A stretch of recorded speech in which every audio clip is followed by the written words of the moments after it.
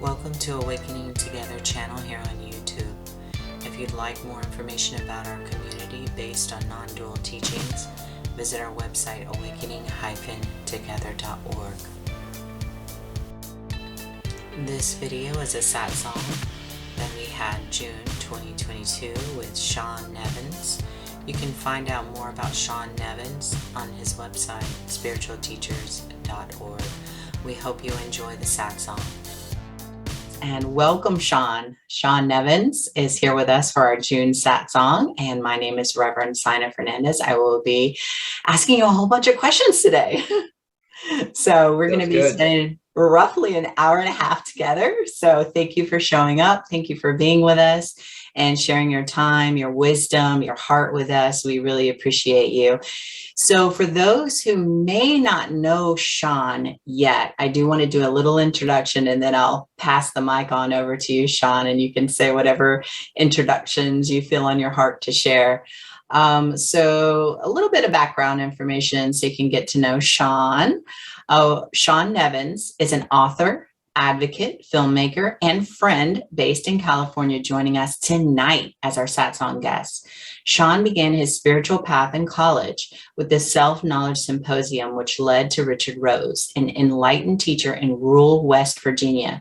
He spent 4 years on Rose's farm, meditating, reading, experimenting with celibacy, hypnosis, fasting, dream work, and many other practices until hitting a dead end. Shawn spent another 3 years delving into intuition, particularly through writing poetry. Along the way, Douglas Harding's suggestion to look at the space he was looking out from challenged everything he thought he knew. Finally, in a moment of complete honesty, Shawn experienced something beyond experience, a place which is no place, where there is no flip side to the coin. His books include Subtraction, The Simple Math of Enlightenment. He's a frequent speaker and workshop leader at TAT Foundation events. His other endeavors include creating and curating an extensive collection of interviews and reviews of spiritual teachers and other resources at his website, which is spiritualteachers.org. He also has a YouTube channel called Journals of Spiritual Discovery. And I will post a link in the chat for those who may not know of this particular YouTube channel. So just give me one little second for those who are in the sanctuary. All right, Shawn, I officially hand it over to you. Maybe you want to say a little bit more about yourself. And thank you. Thank you again for being with us. Yeah, I'm glad that I could be here. Is the volume okay? Perfect. Yeah. Okay, great. I mean, those are sort of my quote unquote spiritual credentials, if you will. I think it's also helpful to know that I do work full time, so I have a job out in the regular world. I work in intellectual property, so that keeps me very busy. And I'm married. Been married 6 years now, so 7 years actually. So yeah, and we just bought a house, so that's a big deal coming up. Yeah, so there's a lot of other stuff going on in the background, but I do try to carve out time for opportunities like this. And I think like a lot of people, that's, you know, if you ask me, well, what are you passionate about? It's that opportunity to share. Thank you for that. And I love the fact that you're just like us with regular jobs, regular lives, living our lives, and still on this amazing path to the awakening of the one true self. So thank you for that. It gives a full roundedness to the whole, you know, the background information. And so I'm going to start with some questions. And we'll see what happens. We'll see how it flows, how it goes. Yeah. And I know in some of your interviews that you have there out on YouTube and also in your book, you talk a lot about your spiritual journey and also your time with Richard Rose and your time on the farm, which you spent a lot of years on the farm there.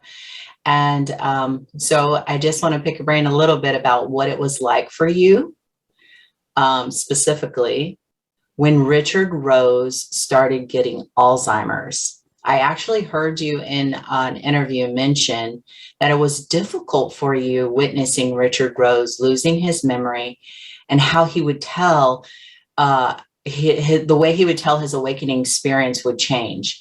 You mentioned, and here's the one that I'm really curious about. You mentioned that if you awaken just to lose it, what's the point of it all? Is it all for nothing? Why am I doing this anyway if I can lose it? So in that interview, you never really went into that answer. So I'm really curious how you look on all of that now, and maybe even then. And so what is the point of all of this? Is there even one? I think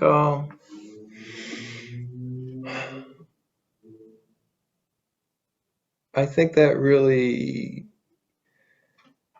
that idea that enlightenment is something that we could add to us, I think that idea is really challenged if you think about someone who, like Richard Rose, is enlightened. And I believed at the time that he had something which I didn't have. And so your question, well, he did this work, he had this spiritual path, he had this experience, he's now enlightened.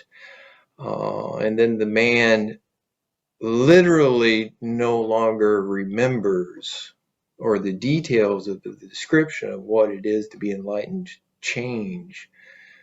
And then exactly, well, what does that mean for me as an individual who wants enlightenment?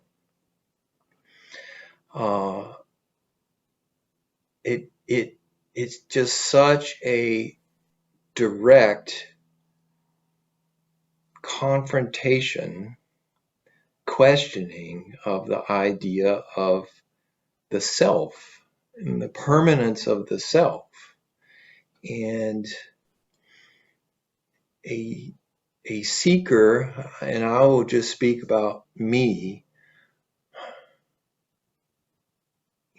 I wanted an answer. And I wanted that answer. I wanted to hold that answer. We wanted to we want to become, right? Some people talk about, well, we have a spiritual side to us, and we have an animal side to us, and we want to try to maybe increase the spiritual side, right? The better angels of our nature. We want to open ourselves to these influences, these higher influences, and we want to become something more. And we want to bring some light into this world. And I think that these are all perfectly valid and wonderful ideas. And why wouldn't you want to do that? But at the end of the day, what am I eternally? And what can I hold on to forever? And so I think that there's a real truth implied about the nature of the self if we consider that, yes, Richard Rose could become enlightened, and then Richard Rose, the person, could lose that. What does that say about the person or the personality? And there's also potentially, if one can catch the spirit of that sense of release of the self, then potentially that points to a greater truth than the idea that I am going to become enlightened. And I enlightenment. feel like this adding on to or becoming is part of the seeker's confoundment. It's like chasing our tail. And when you talk about the impermanence of the self, you're talking about the impermanence of the self with a lowercase s, right? Of course, right? Because Richard Rose was the character. Well, that question, where are we going to, we have to be honest. That's one of the core things, to be honest. Well, what do I really know? Do I know, or do I suspect that there is a capital S self and a small s self? What do I actually know of in my own experience versus what I hope or what I believe or what I suspect, what I have read, what an authority has told me? What do I actually know? And so for myself, I had this phrase called end of the day honesty. Like at the end of the day, when I was lying in bed, I'm alone. I'm thinking about living on the farm. I'm alone. I've spent my day meditating and reading. Maybe I had a conversation with Rose. At the end of the day, I'm laying there in the dark. And what do I actually know about myself? And there is this at once scary, but maybe a hint of beauty in this unknown darkness. This unknowing, right? The cloud of unknowing, like the mystics would talk about. There's something there, but I just don't know what it is.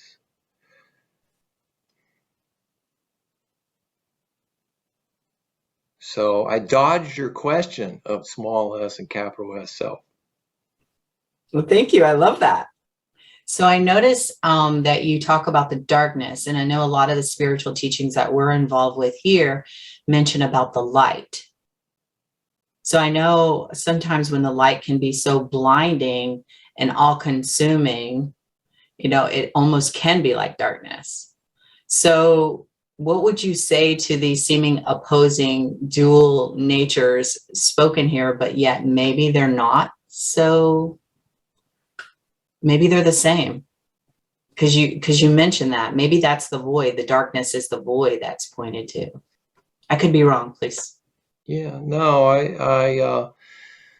one of the most beautiful phrasings that I've come across is John Wren Lewis, and I believe he borrowed this.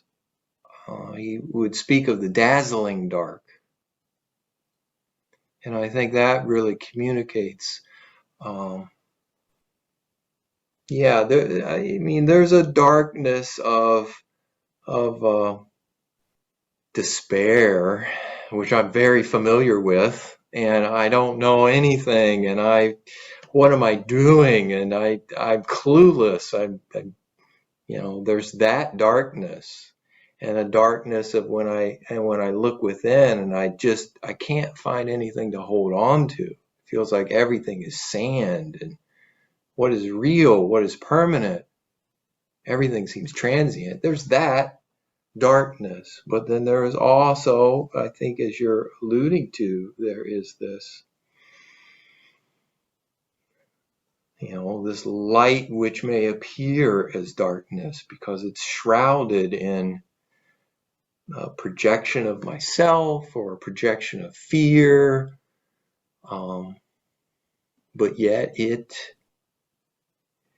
calls to us. It asks us to look. And that's what Wren Lewis is talking about by that dazzling dark. Well, I love that description, I just have to say. So thank you for that.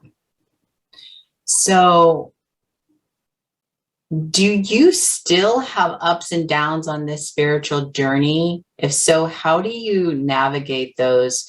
How did you navigate those in the past? And how has that evolved to where you're actually at now? And the reason I say this, and this is still a challenge for myself, and I've heard in others in this wonderful community we have here at Awakening Together, we've had glimpses of the awakened state and these states of oneness.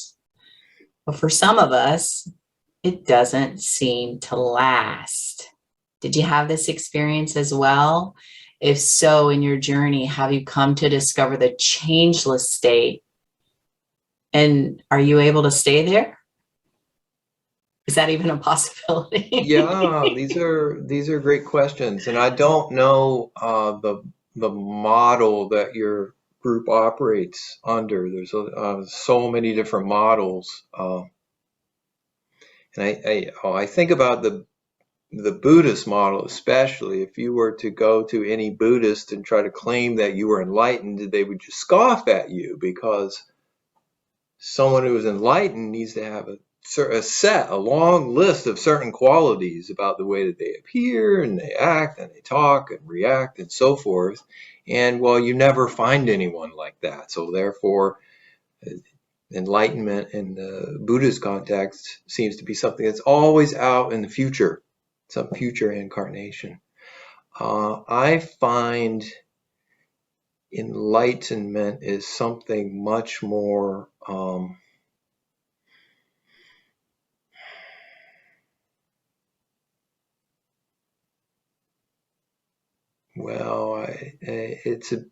I suppose I have paradoxical thoughts about it, in that, one, I agree with Bernadette Roberts, who said that enlightenment has nothing to do with this world. And I see what she's talking about,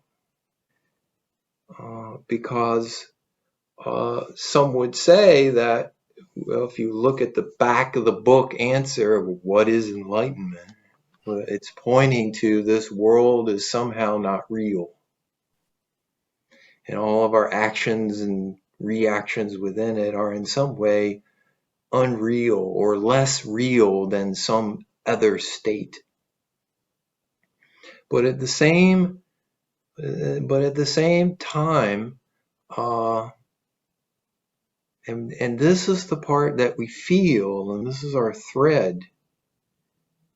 It is woven into every moment and every physical thing and every feeling and every thought is somehow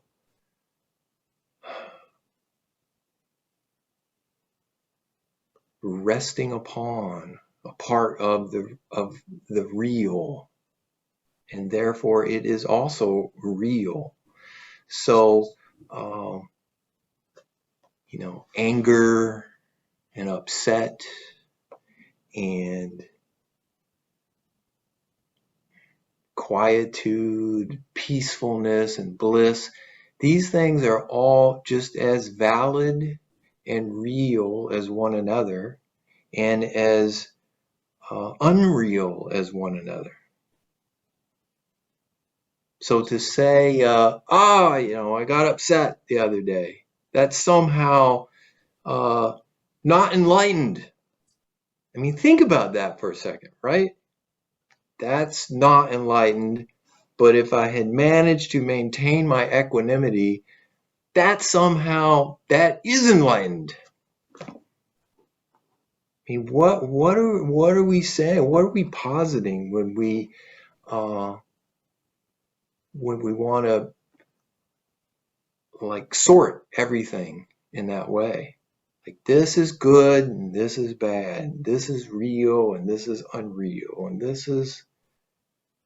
that's nothing but, to me, falling completely prey to duality and completely prey to preference and personality. And this little tiny person named Shawn somehow knows that this good that bad.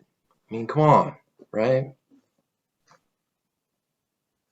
And that's what it feels like. It feels like in the moment you are becoming prey to the duality, and those moments of seeming not being consciously aware of our actions, our reactions, that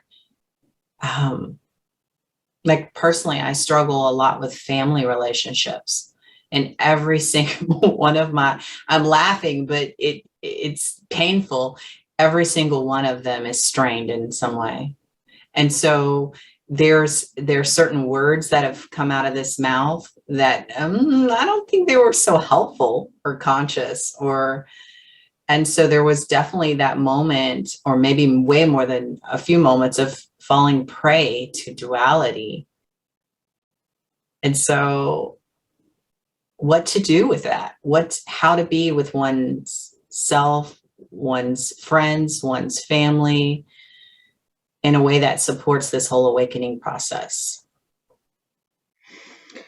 If you asked me right now, you want to give your brother a call right now? I'd go, no, I don't really want to talk to him right now. It's just this is not gonna be good, right? It's not gonna go anywhere. I'm not looking forward to that conversation.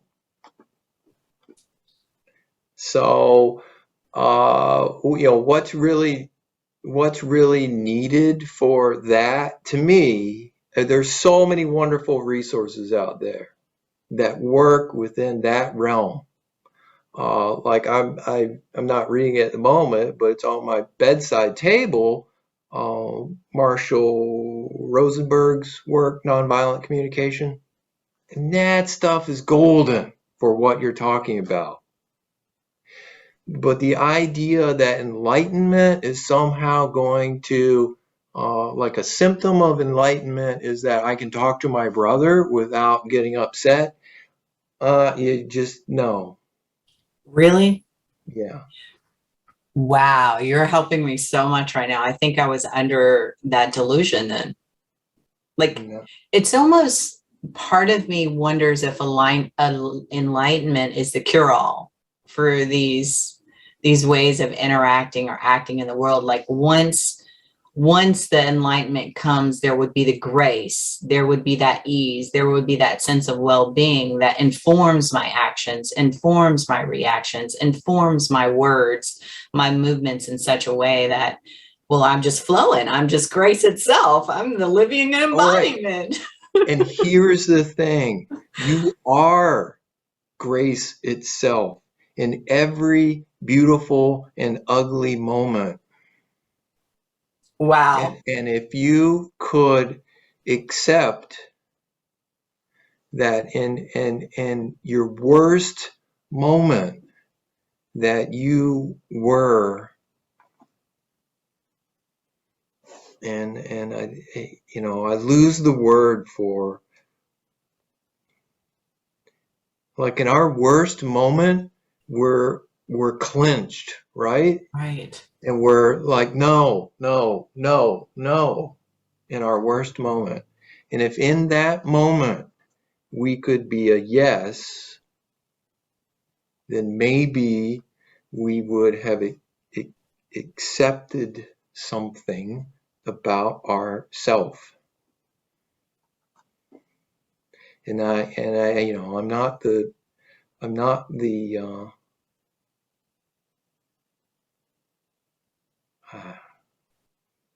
I'm trying to get the spirit of something across to you. I could feel it. There's like grace in your words. Touches the heart. So thank you for that. I can't wait to re-listen to what's been said, to kind of let it simmer and soak within. So I do have more questions. All right. So in your book, and also in one of your interviews, I heard you speak about natural koans. And I just want to the audience here, the people here in our community, to know what natural koans are, Do you have some examples for us?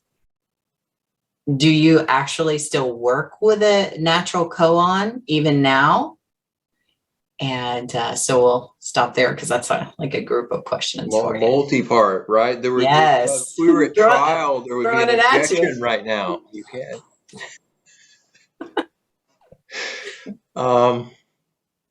Natural koan is a phrase, I think, if memory serves me correct, that I borrowed from Philip Kapleau. I believe he mentioned the term, but I don't think I use it the way that he used it. But I think it's a wonderful phrase because I run across a number of people who will read something like, in my circle, teachers like Ramana Maharshi are really well known and respected, and his question, who am I? It's like a classic spiritual question, who am I? And I will run across people who might read Maharshi's work and take up that question. Like what, Ramana Maharshi says it's important, therefore I should be asking, who am I? And I think that's a nice example of what potentially is not a natural koan. A natural koan is something like, maybe I read that phrase, who am I? And I think, well, that's kind of interesting intellectually, but it just doesn't really hit me. It's not something that I would lay there at night and think of, or wake up first thing in the morning and have that thought, that question, or be in the shower and just find myself ruminating about who am I. It just doesn't, no, it's just, that's not it for me. But it is, and I'm just kind of,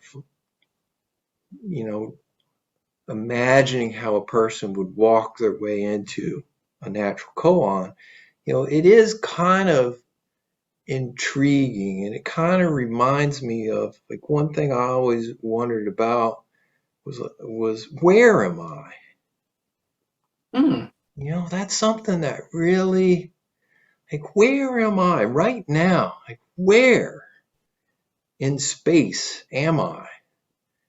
Now that question, that really bugs me. I'd really like to know the answer to that. I would really, if I could figure out how could I explore that, now that gets me excited. And that's what I mean by a natural koan. Like, what is it that excites you and intrigues you? There's in the opening of the movie The Matrix, they ask Neo something like,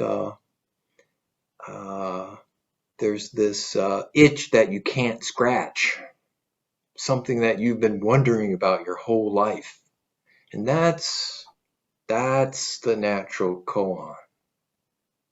And when you find that, that's gold, because that's fuel that comes from inside. You don't need a teacher to inspire you or to encourage you or direct you.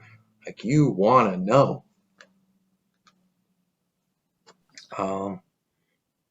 Do I have a natural koan now?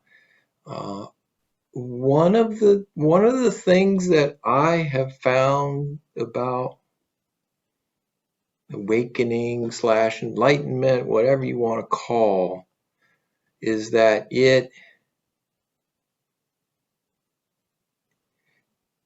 took a lot of the juice out of those kind of questions. There's things I'm curious about. There's things I think it would be interesting to know about. And I'm thinking in terms of metaphysics or spiritual questions. Like, is there reincarnation? I don't know.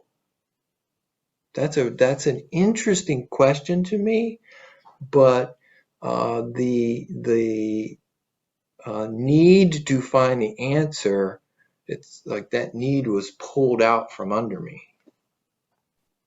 It's just not there anymore. So there's lots of things I'm curious about, I'm interested in, questions I ponder, but that hunger of I gotta know, I gotta find out is gone.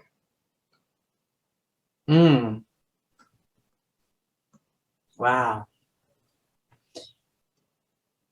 So, and you say in your book that Subtraction, the Simple Math of Enlightenment, is that the koan can change over time.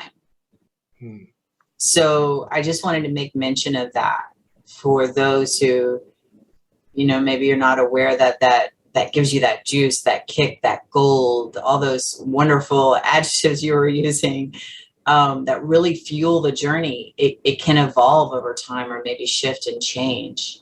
Is there any more you want to say about that? Well, I think I mentioned that in the book. That to me is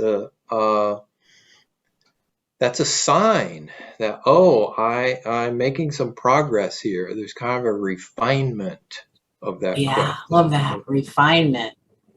And for myself, it began just at a really basic level of I am unhappy. How do I get a little happiness? How do I solve this misery that I'm in? And that over time very much evolved and became a very, on the one hand, subtle, but on the other hand, very personal and real and potent question. You know what I love about that, Shawn, is it meets you right where you're at. Because for me, in 2008, when I started the spiritual journey, that's exactly why I started the spiritual journey, because I was unhappy. And you hear these certain teachers talk about, this bliss or the power of now and how amazing it is to be in the now. And, if you could only just stay in that, abide in the now. And so, and it's something tantalizing about it. And you're like, yeah, give me some of that. I want some of that. So I like your question in that I could so relate to it, because that's kind of how I started my journey. And the fact that it meets you where you're at, but it evolves over time. So you may start with that question, but you're never stuck. You're never stuck with a koan. So that's what I really love about what you're sharing. And this is in the back of your book, by the way. It's Spiritual First Aid. So it's one of the ones you mentioned to help us along the journey. Okay, so one of the curious questions that I have is, can you talk about desires and longings and how we can use those to help us awaken? Can you give us more details on how we can do that? That to some degree, that's tied in with the idea of the natural koan. That is a longing or desire, but one that we've put words on it, we've articulated it.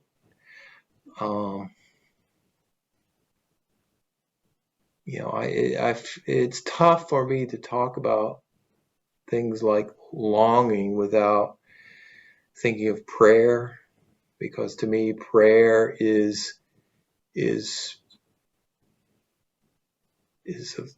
a articulation of that longing. It is a fine tuning of that longing, a sharpening of that longing.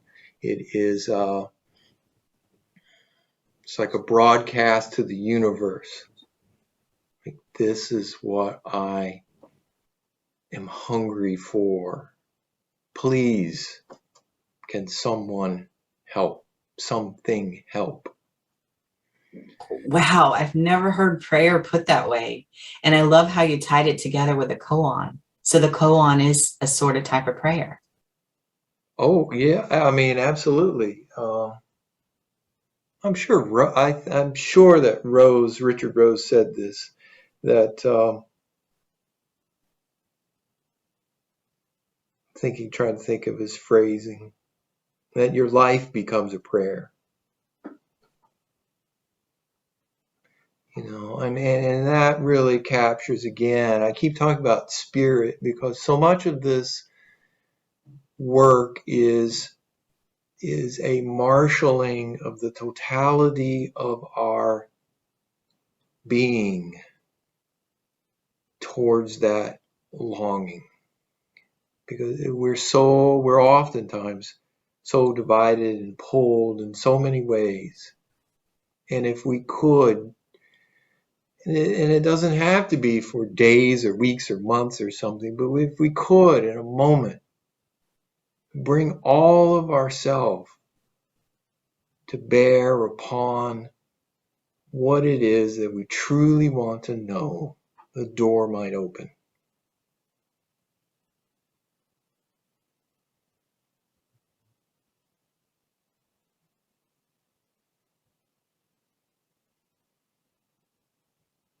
I was soaking in that for a moment. That felt very powerful. Wow. All right.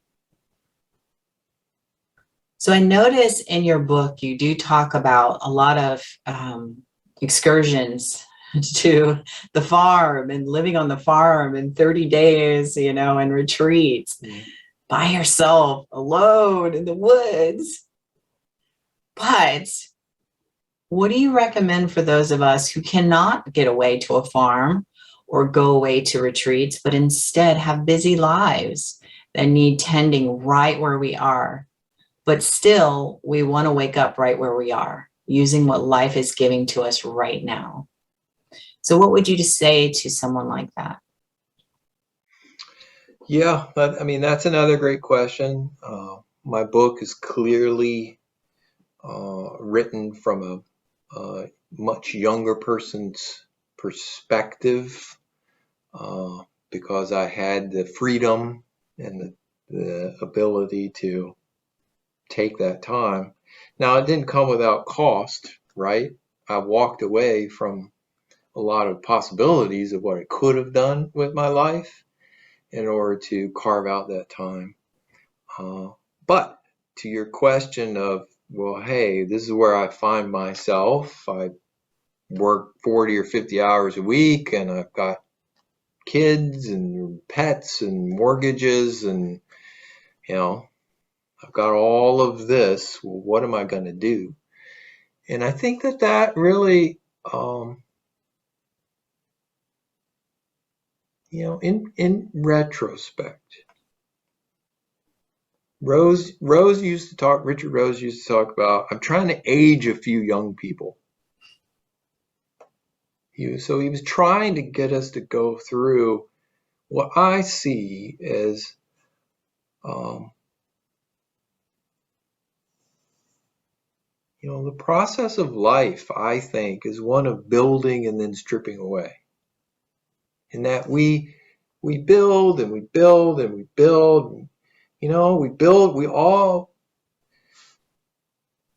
build these tiny empires. Right? I'm getting ready to buy a house. This is my house. And I'm going to fill it with my stuff. And I'm going to put a fence around it and make it mine, right? And put my name on the front door. And we pair up with another person. And then the two of us, we're together. We're a team. And we're going to, right? We build this and we build and build and build. And then at a certain point in life begins to take away. And we downsize, and we become empty nesters, and we lose a partner, and we become simpler and simpler and simpler and simpler. And I think that is part of the plan, is that we're being prepared for a passage out of this life and into something else. And the world and nature is trying to teach us in a very slow way a lesson. So The good thing, if one finds themselves, sorry, I moved my monitor. If one finds themselves in a latter part of life and involved in many things, is that they are in the midst of that process of, and you can see it happening, build, and then things begin to fall away. And there's a lot of wisdom, is what I'm trying to say. As we move through life, we can gain a lot of wisdom. And because of that wisdom, we don't necessarily have to do what Shawn Nevins did and go spend 30 days in a cabin in the woods by himself to be confronted with his place in the universe and his utter ignorance about what his place in the universe is. Because now we've lived 30 or 40 or 50 or 60 or 70 years, and if we've been honest along the way, we can wake up one morning, and in that moment between coming out of sleep and getting engaged with the day, well, there is the moment that truth may descend. And all that we need is a moment. And I think that's a beautiful thing about so many of the non-dual teachings, despite despite critiques that I may have of them, they do point at this truth that in any moment we can see. All it takes is that one moment of utter honesty about our place in the universe.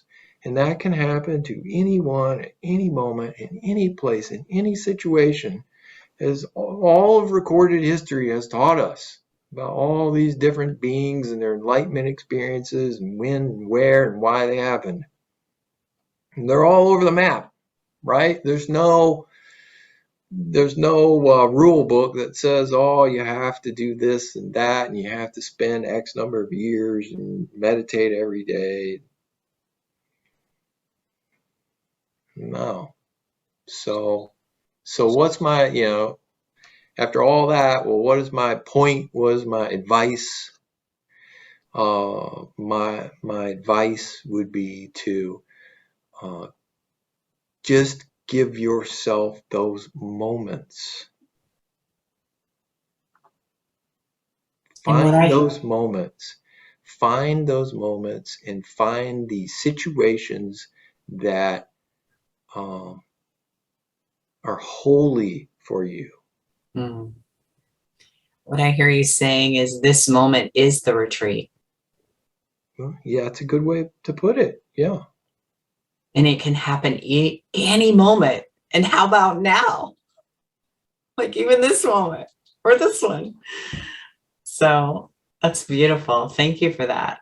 And also I heard you, and I'm paraphrasing, it's how I'm interpreting is everything, the ups and the downs and the building and the things falling away are the retreat. That is the retreat. The retreat is life itself.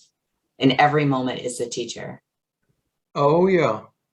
Yeah, I remember Rose distinctly saying, life will be your teacher. And that really stuck with me and sticks with me to this day, that, all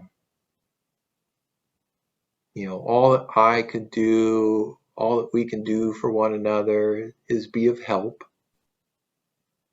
And maybe there's a word that we can say that is of value, but really, all around us in every moment, life is speaking to us, and we are being called upon to listen. And what does it take for me to hear?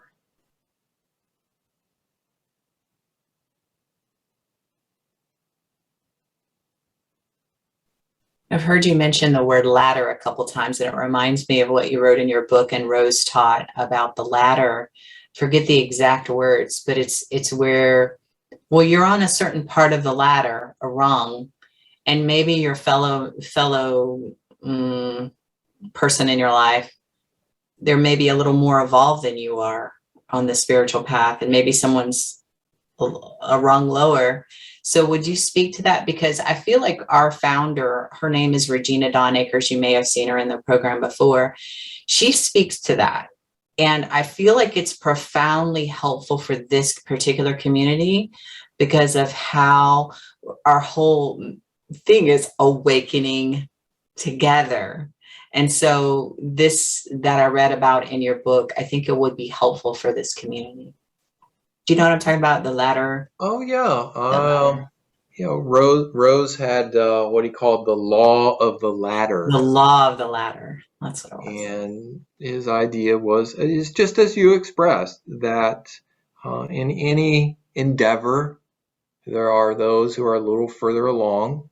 And this applies to your workplace. This applies to a sports team.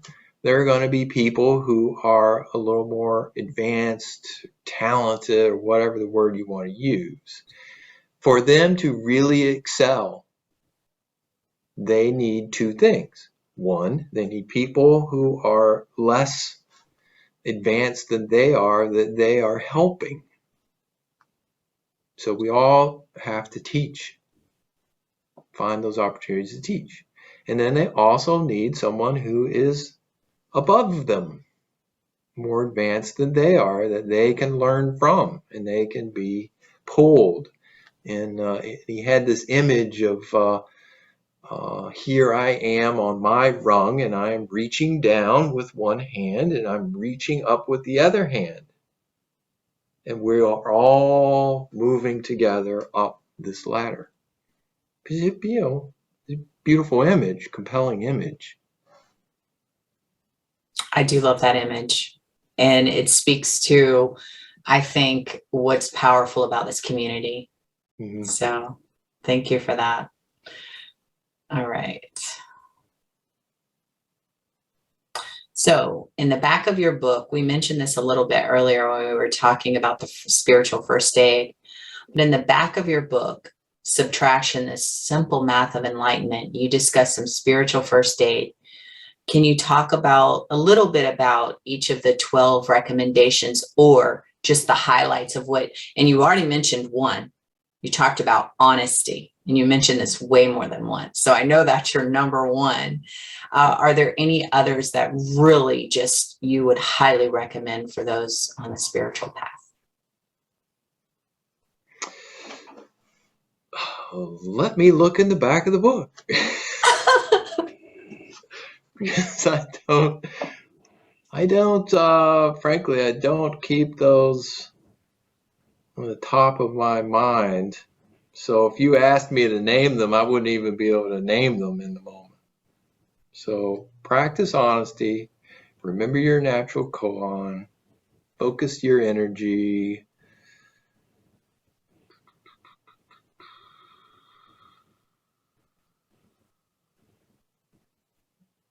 Yeah, I mean, the two that really jump out to me are focus your energy, and then the other one would be look for your source. So I'll talk about those two for a moment. Perfect. Focus your energy. We've already touched upon that. Rose had this amazing analogy, which is very real world. He was a very down to earth guy. I think he was in the latter part of his life, he painted houses. He had a contracting business, painting houses, and he had this analogy of, well, if you think about a house, well, what happens in your house? You got faucets, and and all bathrooms in the kitchen and so forth. Well, what happens if you open up all the spigots, all the faucets, all the way in your house? What happens to the water pressure? Well, you don't have much water pressure at all.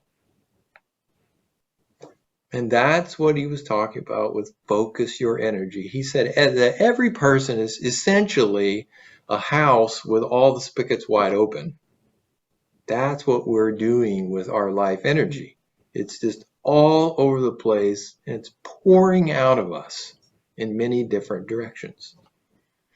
So one of the tasks for a seeker is to close off some of those faucets and direct that energy. Because yeah, if you close off all the faucets except one, that one faucet is going to have a lot of water pressure behind it. So this is just a very simple physical example of a spiritual principle that we will make progress where we direct our energy. And I mean, these days every self-help guru and every team building coach and success management person talking about this kind of thing. It's not some kind of great secret, but the idea, I think the idea that such a physical, ordinary world idea would apply to the spiritual strikes people as a little odd. Like, well, it's spiritual somehow different. It should operate by a different set of rules. I don't think so. I think a lot of spiritual teachers have talked about the importance of focusing and directing your attention and applying some effort towards that which you are trying to achieve. And so focus your energy is directed right at that point. Like, what is it that I'm trying to do on a daily basis? Well, how much effort, which is not necessarily the same thing as time, right? How much effort and energy am I applying towards my deepest desire? Now, I need to look at my life and think, is there anything that I can rearrange? How can I work, given the circumstances in which I live? What can I do to focus my energy? And it doesn't mean that, right? It doesn't mean that you burn the house down and send the kids to the orphanage. It just means, well, what can I do? And I've known people who like really struggled with things like every morning I spend 25 minutes reading the news on my phone. And what good is that doing me? How's that helping me? There's 25 minutes I could actually be applying towards something that I really want to know, but man, it's tough. It's like a magnet that draws me in. And that's the kind of thing that we need to be looking at. What are those, the things that hypnotize us, the things that put us to sleep? What are they, and what can we do to counteract them? So that's what focus your energy is about.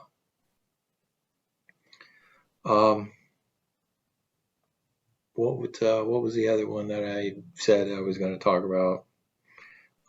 Focus your energy and not develop your intuition. Let me look again. Oh, look for the source.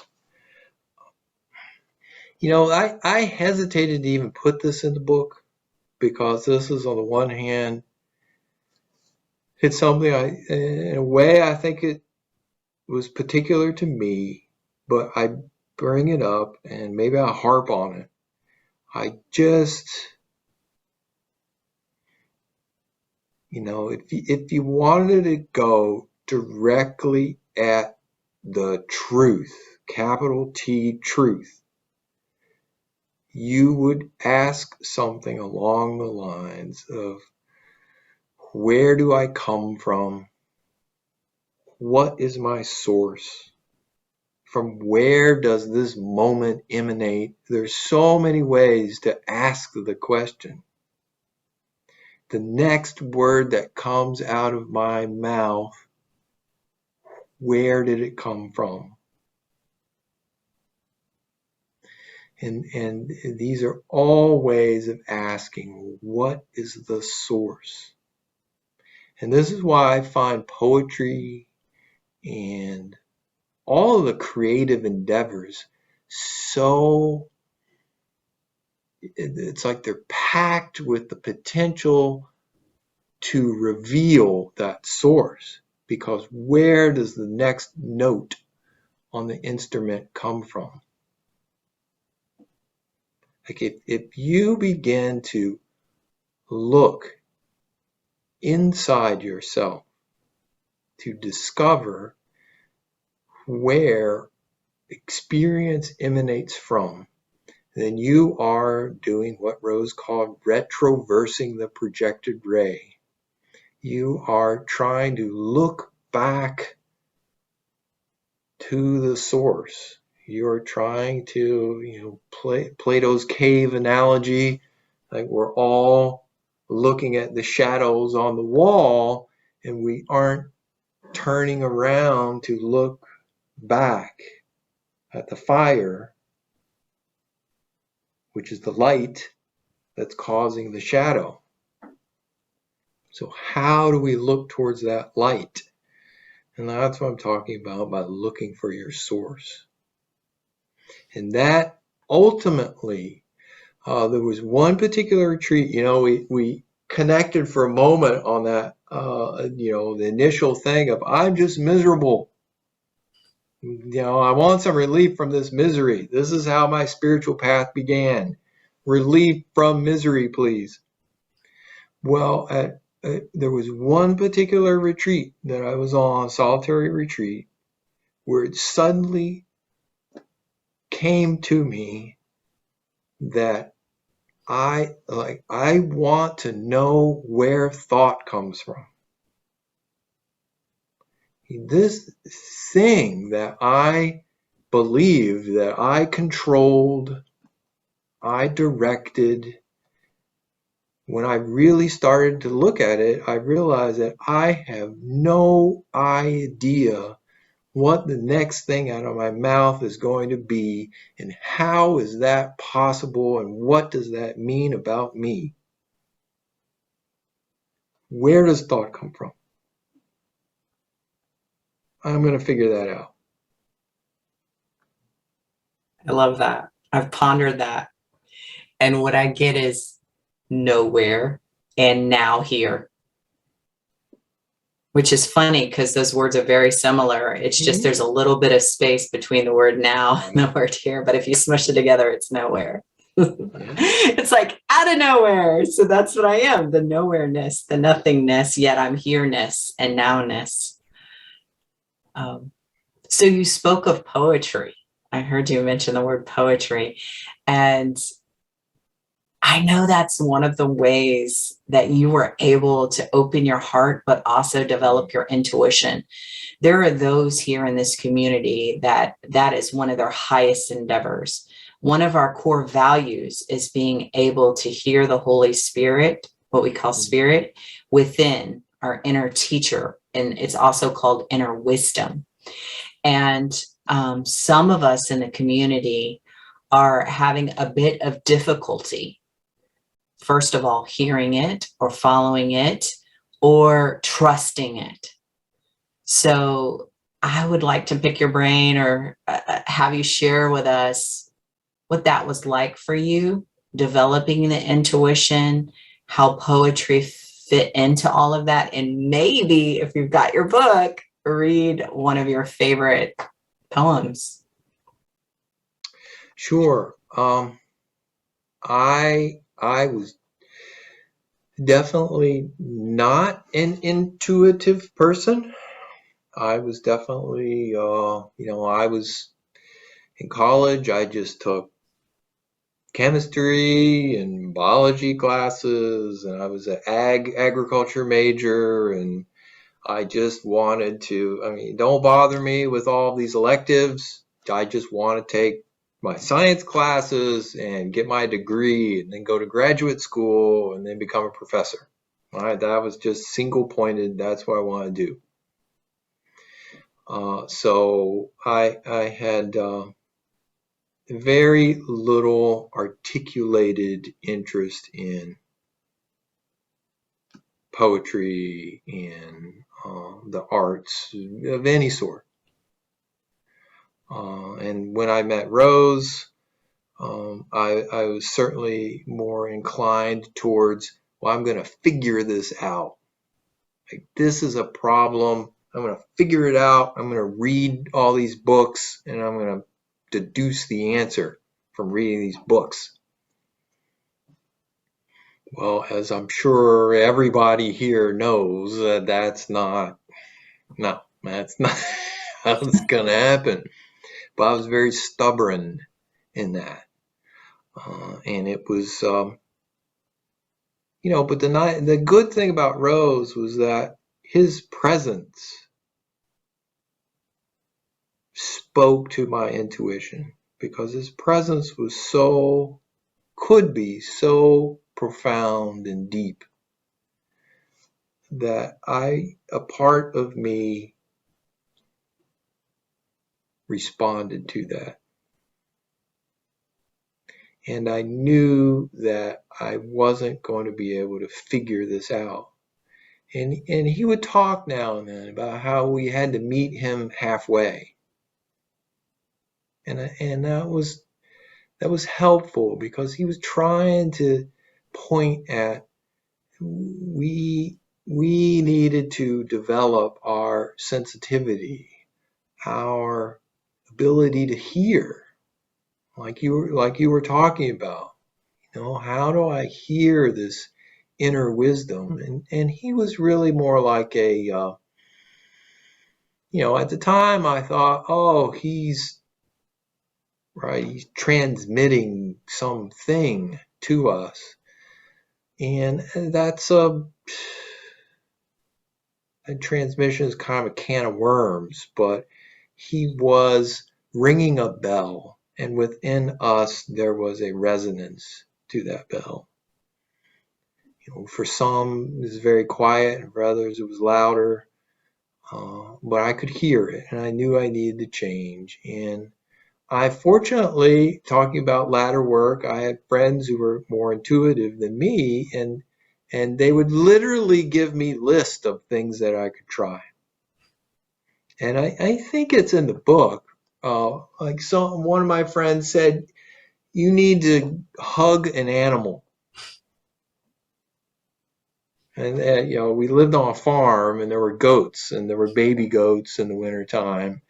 And so I would go down, like, okay, I'm going to do my exercise and try to get more intuitive, and I'm going to pick up this baby goat and hold the baby goat, and just stuff like that, which I know to a lot of people that probably seems kind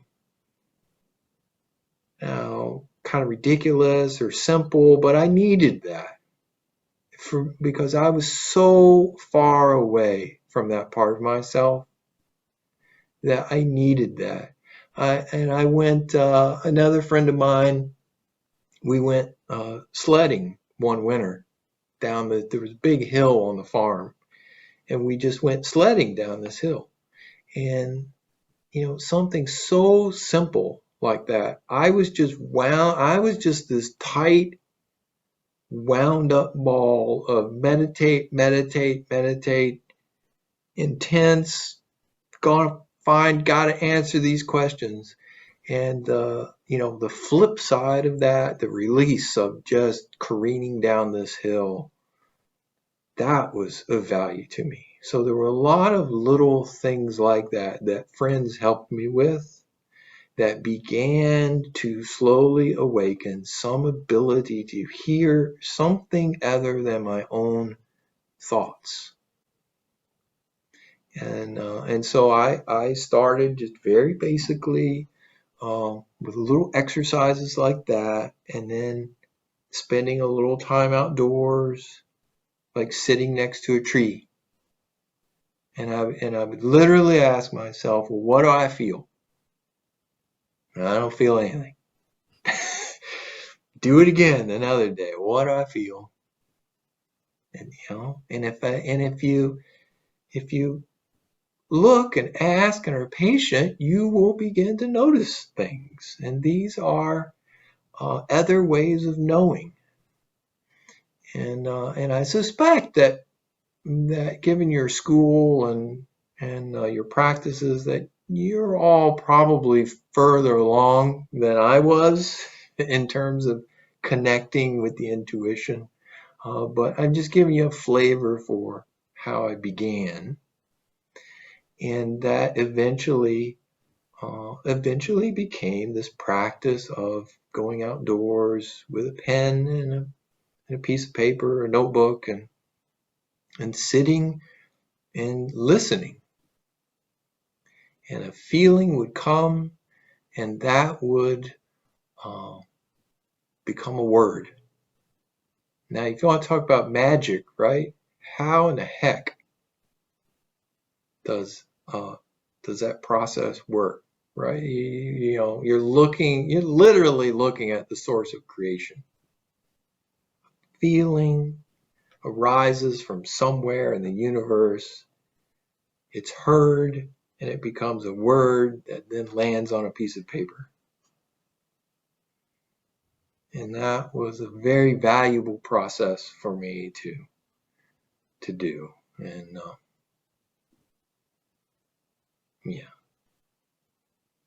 so I kept that up for a long time, and that just opened me to a different way of hearing and learning and experiencing. And I think that when I later met Douglas Harding, I was just a different person. I had changed. I was different, and I was more open to hearing, experiencing. His exercises were very experiential, and I was just more. I could. In fact, I had read his book years before, maybe 1995, and it made no sense whatsoever to me. I thought, this is ridiculous. I can't make heads or tails out of this. But when did I meet him? 98? When I went to one of his workshops, then I was ready. So I don't know if that really helped at all. I mean, you asked a fairly specific question about, well, do I have any thoughts on how to develop intuition that might be of use? What is the moment, or when was the moment where you knew you could trust it? Like you knew it was intuition and you knew you could trust it. 100%.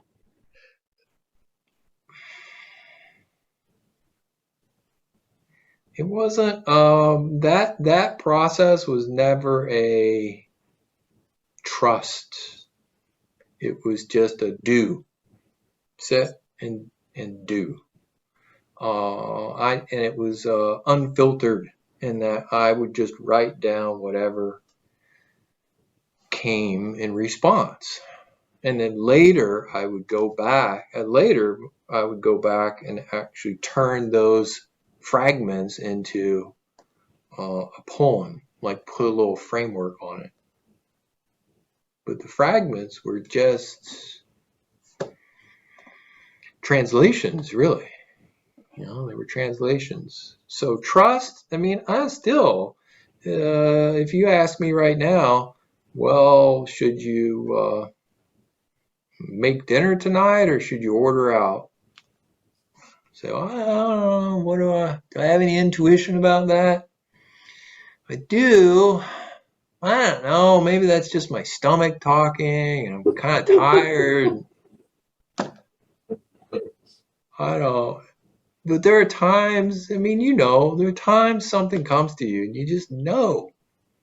And there are other times, at least for me, things come to me and I'm like, I don't know. I mean, I think I need to test that out a little bit with my logic and see this. And then I might take a chance and say, okay, I'll give that a try and see what happens.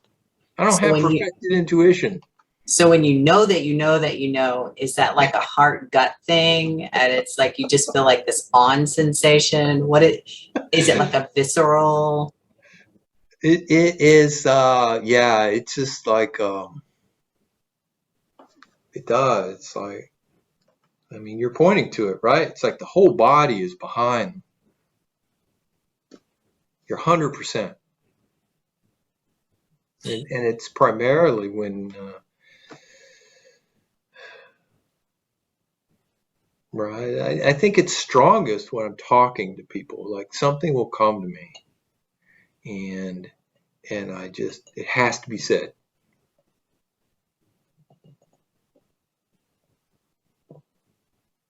Well, we only have a few minutes left. I can't believe the time has flown by. It feels like I could talk to you forever. So obviously we don't have you forever. I do want to save a little room for questions. So I know we have Rhoda Macklid, who is the admin right now, fielding questions. Just want to give you a heads up. If you want to ask Shawn a question, it would be helpful if you use your virtual hand. And you can do that by accessing your Zoom toolbar, click on reactions, and then raise hand feature. Oh, yes, Anne, lovely Anne. And then we have Anish. Wonderful. Thank you, Sina, and thank you, Shawn. It's just wonderful to hear you share with us so openly and generously. Several years ago, we had Tess Hughes and Bob Fergeson at our yearly retreat. It was absolutely wonderful. And one of the things that they both spoke very highly of, that Richard Rose had encouraged them to do, had to do with their dreams. And at the time, it just felt kind of like I was just very new on the spiritual path, and I just couldn't keep track of it. But they were both, I remember them both speaking about how integral it was in their process of kind of the unfolding and having awareness land on more and more. And from what I recall, it was not only record your dreams, but like the thing I remember is that name them, give them a little title. And I just didn't know if that was one of the practices that was helpful to you, and if perhaps you could speak a little bit about that. I'm glad you brought that up, because dream work was actually something that I never got particularly involved in, and Bob Fergeson, I would definitely have, Bob and I knew each other. He lived on the farm for part of the time that I was there, so we knew each other when we were both just struggling and just trying anything to see if it would help, and of course I've interviewed him over the years and so forth, so I'm very familiar with Bob's experience with dream work. For myself, I got much more value out of those moments right before falling asleep and coming out of sleep. I always found those very magical, and I think for me that was something that was close to the creative source. Those moments, they could and can be just very free moments when the shell or burden of the personality hasn't come fully online just yet. So no, I kept a dream journal, and I went through the motions of, well, other people tell me that dream work is supposed to be useful, and therefore I'm going to try dream work, but it never grabbed me. Thank you, I appreciate it. And Anish. Shawn, thank you for your time today. It was really great listening to the talk, and Sina, great questions. Thank you. I wanted to ask you about, and Sina read this in your bio, right? In a moment of complete honesty, you experienced something beyond experience. What is the moment of complete honesty? What does it feel like? How can one be honest? Like completely honest? Could you just talk about honesty and what it means to you? Yeah, I mean, it's the, I think it's been woven throughout our conversation, and I keep kind of coming back to, that end of the day honesty. What do I really know about myself versus what do I believe? What have I been told? What do I wish? What do I actually see right now about me, my personality, even, below that layer of personality? Let's say I've meditated a lot. If we meditate a lot, we can get to the point where thoughts are sort of a thing that we see that happens. Like, okay, I get that. Thoughts appear. I don't really have much control, if any control over them. All right. But I'm still here watching those thoughts. Right? Well, what about that character? How solid, how real is that character? Can I watch that character? And if I can be aware of being aware, what does that mean about the solidity of that watcher? And that's the kind of honesty that I'm talking about. And, what is, when the lights go out at night and I'm drifting off to sleep, right? I mean, what happens? Where do I go? Now, some people may go off and have journeys and experiences, and they may be very conscious of them. But what is the solidity of that?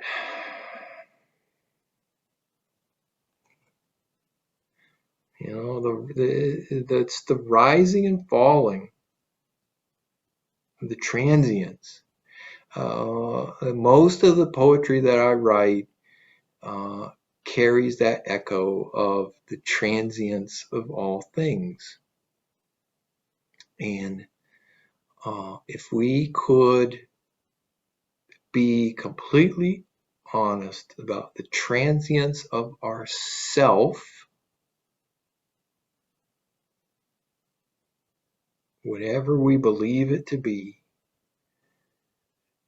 then it might release and something else might be revealed.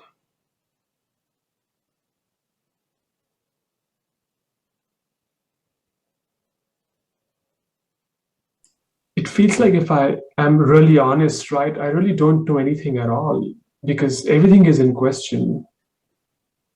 All the experiences, all my thoughts, all my emotions, whatever I think myself to be, all my projections. Is that what you're pointing towards? The emptiness of...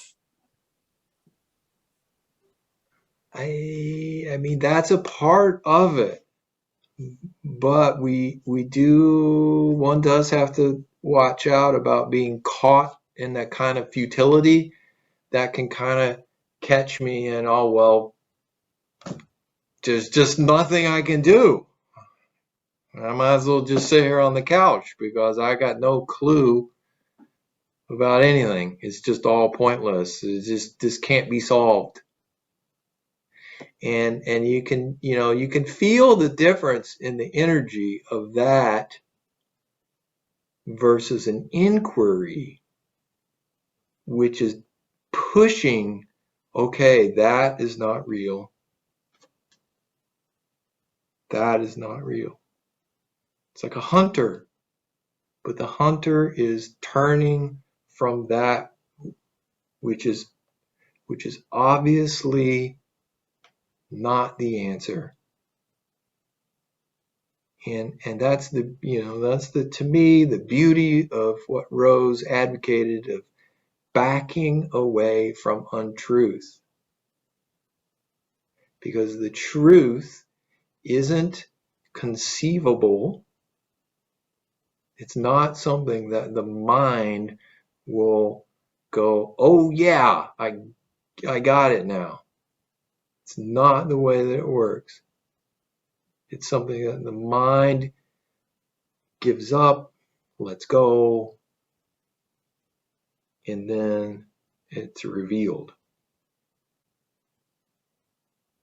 That's very helpful. The futility against the actual excitement of self-inquiry. So Yes. Yeah, that excitement.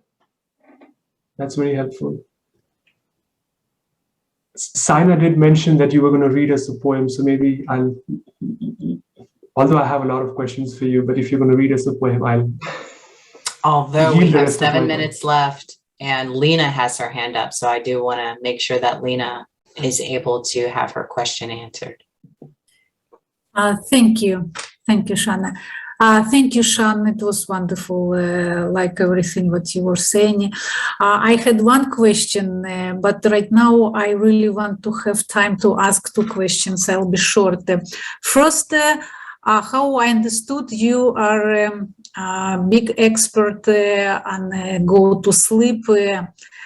Can you tell me, for the last 3-4 months, the more I'm meditating, the more I'm being in the present, I started to have hard time to go to sleep.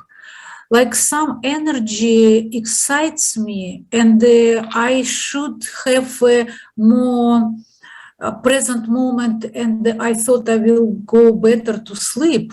But no, like some energy when I'm going into now, energy come into me and I'm like go to dance. I don't understand why I'm in a bed at all. And I don't know, is it any suggestions or not? Because you're expert, how you said. My question was clear. Are you wishing that this wasn't happening, or are you enjoying what's going on? Before I didn't have problems with sleeping, and now I'm with the being more in now. I'm actually, maybe I need to shorten my hours of sleeping. That may be worth trying out. Maybe you can do just fine on 5 hours of sleep a night now. But this thought just came into my mind when I was asking you. Before it didn't come. Thank you. And how do you enjoy your family life? How do you enjoy all these routines, which looks like imaginary? How is it going with you? How you said mortgages and children and sorry for that. It was going fine until you brought up the mortgage. Now, We want to know. I feel very lucky, and I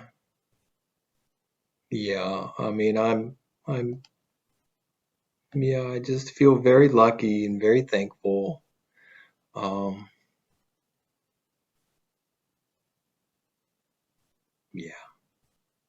And those are my best days, right?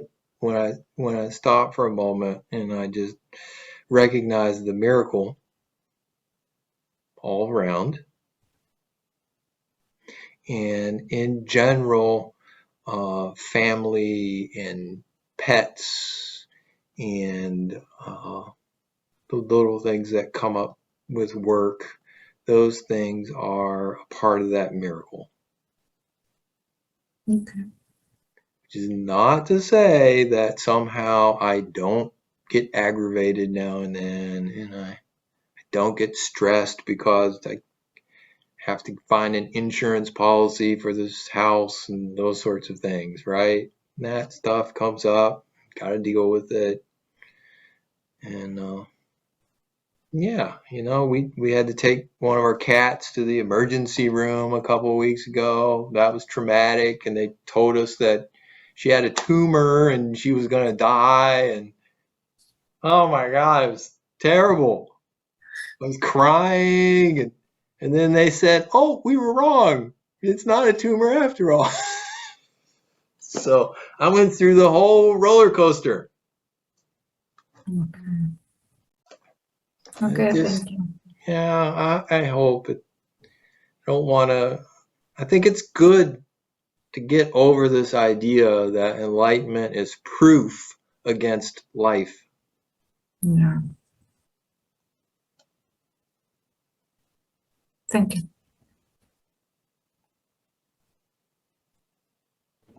Get over this idea that enlightenment is proof against life.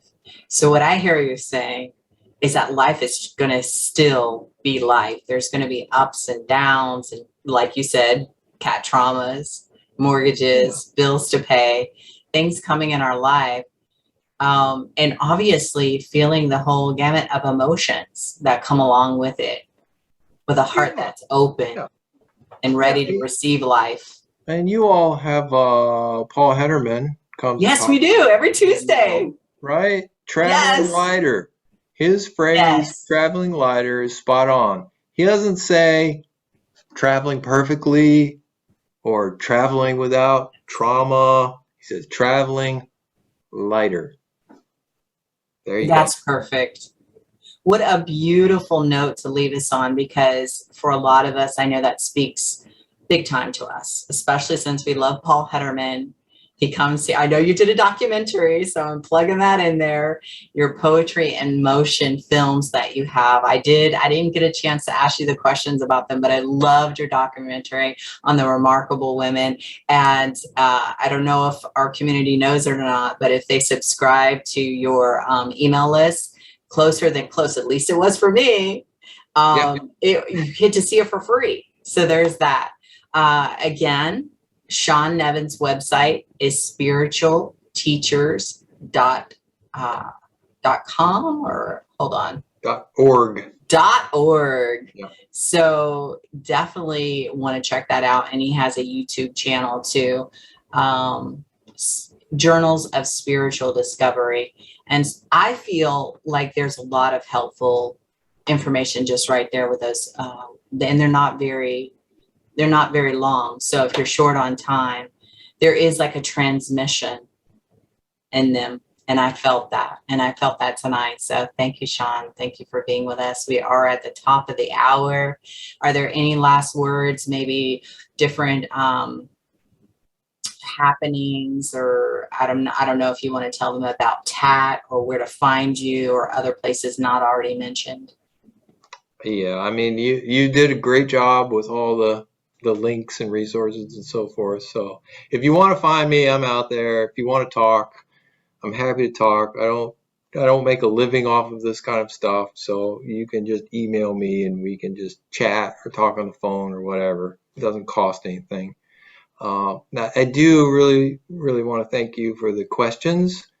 Really nice, well thought out questions, and that, I don't know if people appreciate how important that is in this sort of format. So thank you very much for that. I appreciate that. And what's your email? If you want to put it in the chat, or if you don't want to say it here, or yeah. Okay. So those who are here in the room, you'll be privy to that information. Those listening on Awakening Together, we love you. We appreciate you. And it's already 1 minute past. So I will say thank you. We hope you enjoyed this satsang with Shawn Nevins. Again, for more information on Shawn Nevins, visit his website, spiritualteachers.org. For more information on our community, visit awakening-together.org.